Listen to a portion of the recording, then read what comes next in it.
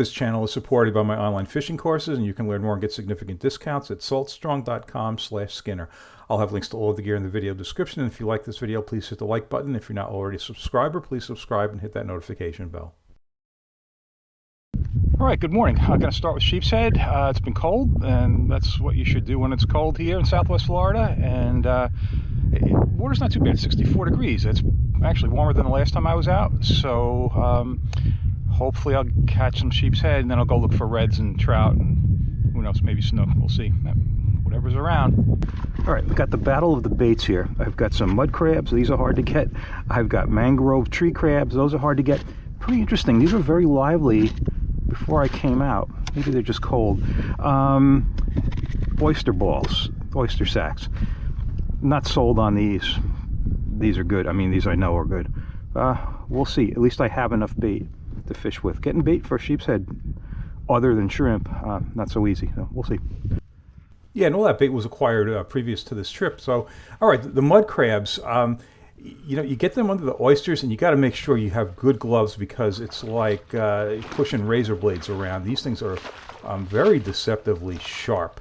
And if you can find piles of oysters like this and you push them around, sometimes in some of the places you can find mud crabs underneath those oysters. So that's how I got the mud crabs that I'm going to use for this trip.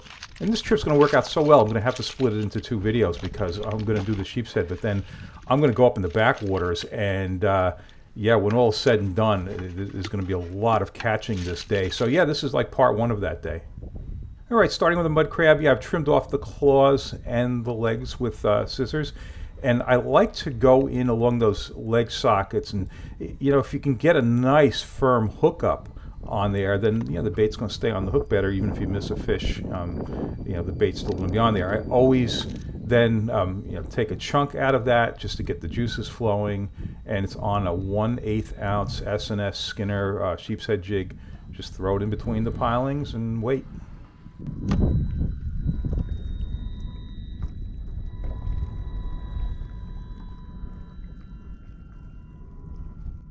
So what I'm looking to do here is maintain contact with that bait without putting pressure on it. And I'm also, you know, you'll feel little taps. I just don't set on those. I wait to feel that jig move. I mean, there's so little weight added to the crab that, you know, I want to feel a fish pick it up and move with it. So you'll see times where, you know, the rod is clearly going to be getting tapped. I'm not setting. I want to feel movement. Then I'm going to set the hook very firmly.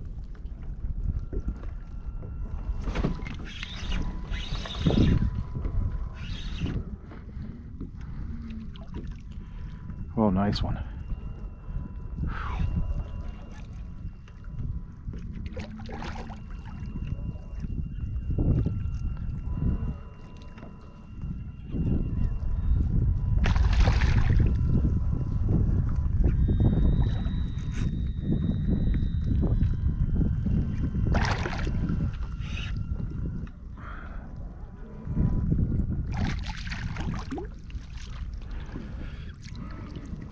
Yep, should have netted him. Oh, nice fish.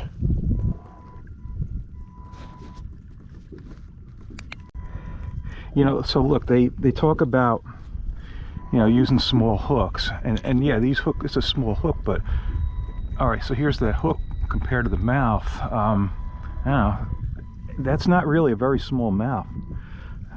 Anyway.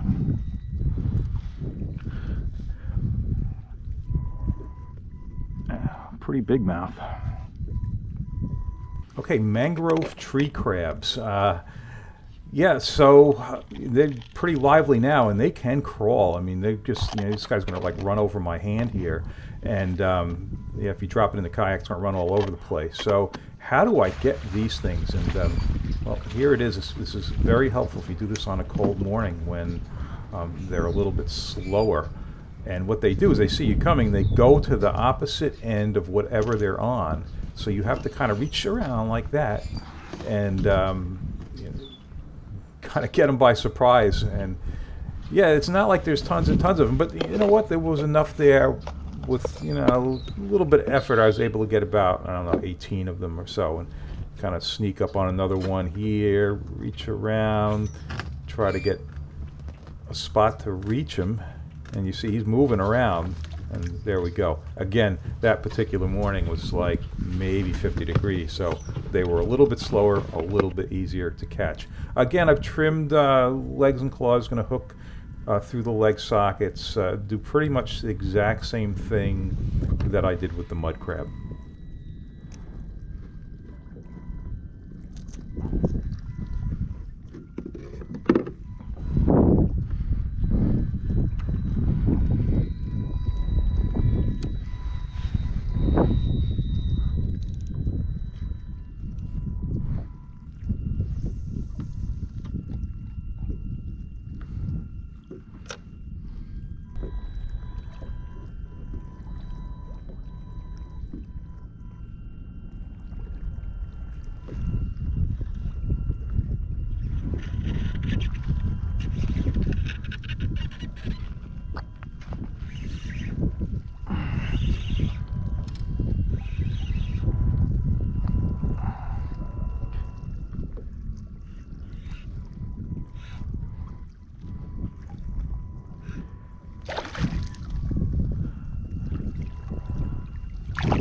I didn't know he was on. That was a really bizarre hit. Just very sluggish this morning. Yeah, and they are sluggish, and you know, everything I've read about sheepshead says the colder it is, the better for down here, and that is not what I've been finding. I was doing better when the water temperature was like 10 degrees higher than this. It was like lock and load big fish, and you know, this I've got to wait a little bit to get these bites. And yeah, I wonder what other people's observations are on this. Do they see the same thing, or is it just happens to be the way the trips have been going? And you know, they are in fact easier to catch when it's colder. That's not what I've experienced. Oh, come on, come on, come on.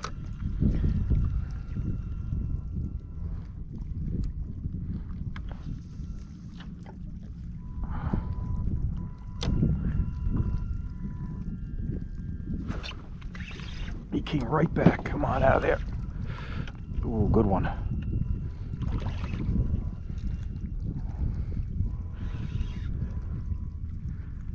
I guess the bite might be picking up. That's a really good one.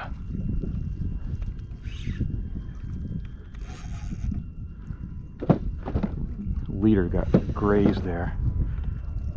Oh, all right. Well, that's why he's fighting so hard. It is not a sheepshead. It is a gear grouper. I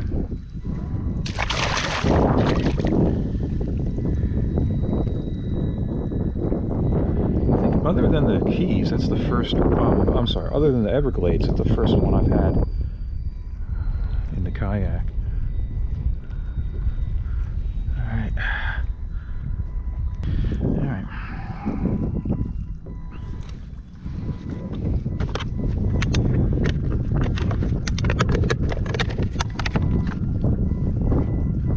Alright, these are on a short leash. I don't know why they don't work better than... I've tried them a couple times briefly. Have not been impressed. It's a shame because you get all the oysters you want, legally too. Okay, oyster balls. First things first, Florida Fish and Wildlife Commission. Can oysters and barnacles be used as bait or chum for sheepshead? Yes, so long as you adhere to the regulations for each species. Oysters have closed seasons, bag limits, yada yada, and you know, there's maps and stuff about where you can harvest and where you can't, or you could just go buy them. I am the farthest thing from an expert at opening oysters. The one thing I can say is, yeah, get a good oyster knife. And maybe I'm going to mess this up. Maybe I'm not even going to show this on video because I'm going to mess it up. But there's a spot here you can put it in. And it's very important that you protect your hands like I am with the towel. Oh, this looked a little easier than usual, but there we go. Opened up an oyster. And there's some oyster for bait. So really, that part, not too bad. But again, this special knife, you see it's got this little curved pointy thing. Yeah, that makes it a lot easier. All right, and as far as tying a oyster sack, well, you know what? Can put that in half like that. It's a pretty good piece right there. These are, you can get all kinds of these things, different colors. It reminds me when I was in grad school, I used to fish for steelhead. I would do the same thing with salmon and trout eggs. I know you barely could see this. It's a 3x3 square of mesh, and pretty much you just drop it in the mesh and then pick it up. I mean, this is pretty easy stuff here. You just twist it into a ball like so, and then there's this stuff, I don't know what they call it. When you go to buy this, you're going to see also they're going to suggest this like magic string or whatever it is, and you just wrap it really tight, and it really is kind of magic. You know, there's no tying knots or anything. Wrap it tight, pull it, that's it. You've got an oyster ball. If I had put scissors here, I would, you know, just trim off this little piece. Oh, so then, you know, they would end up looking like this. And yeah, so real simple. People say they work. I've seen video where they work. Yeah, we'll see. I would love to hear other people's experience using these things. My neighbor tells me they work. I've seen that on YouTube. I've seen people catch. This is like the third time now that I've tried them, and you know, I was getting bites, and I put this out, and I did this a couple of times, and they don't get hit. So, yep, back to the crabs, and like I said, you know, I would love to hear other people's experience with the oyster balls, and I will have links in the video description to the few items there that were required to make those. I know people catch on them. It's just not working for me. Don't know why.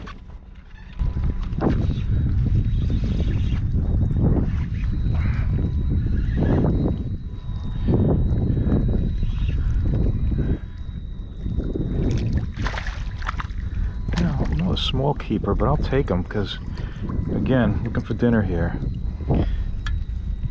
Mangrove crab again. So mangroves seem to work pretty well.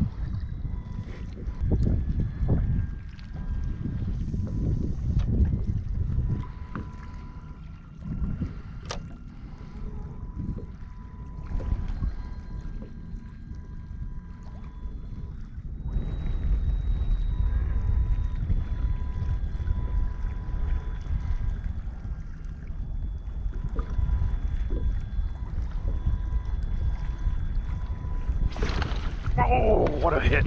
A tiny, tiny piece of bait. Oh.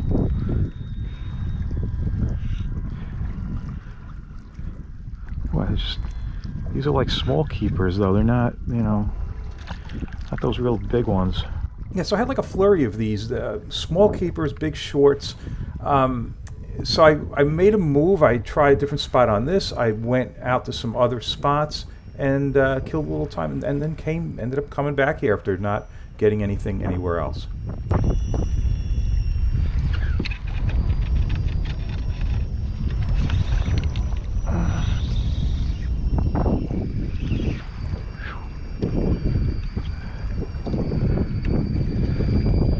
I left the spot alone for a while.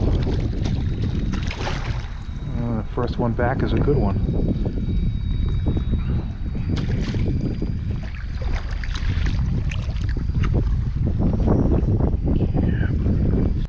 All right, you can really hear the leader squeaking against the poles on that. I'm using 20-pound leader, and I've probably retied at least 3 times on this trip.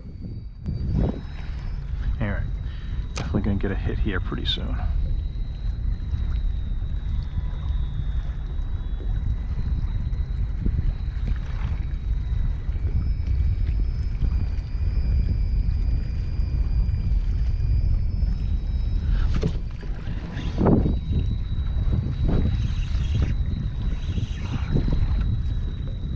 Doesn't feel like a sheepshead. Oh, nice sheepshead. This felt a little different. Yeah. All right, the limit here is 8 fish at 12 inches, and I did get my limit. Actually, I think I had 9. I kept 4 of those, but then I moved into the backwaters to try to find some warmth. And I did. I found warmer water and snook, redfish, trout. but it would make for too long of a video, so I had to split this trip into 2 videos. So my next one will be the second half of this trip, going up into the backwaters. So I hope you tune in for that one. If you liked this video, please hit the like button. If you're not already a subscriber, please subscribe and hit that notification bell. And check out my online courses at saltstrong.com/Skinner.